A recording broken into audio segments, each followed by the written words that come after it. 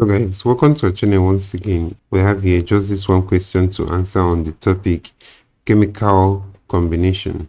So guys, this video will be about the water of crystallization, efflorescence, the liquescence, and hygroscopy.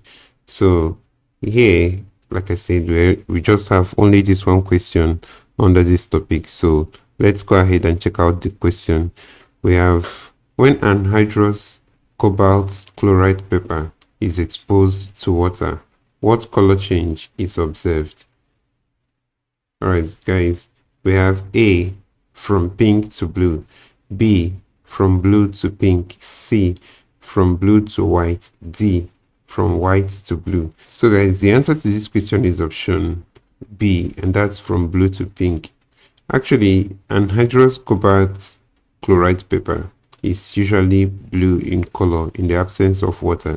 So whenever it comes in contact with water, it undergoes a color change to a pink color due to the formation of hydrated cobalt chloride. So guys, that's the answer to this question here, and that's the option B. So this is where we'll end this video for today, guys. If you enjoyed this lesson, please give it a thumbs up.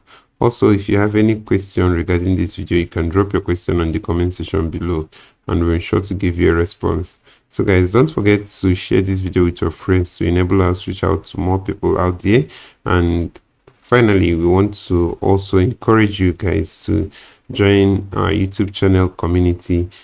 This will be all for this video. Thank you for watching this video and see you in the next one.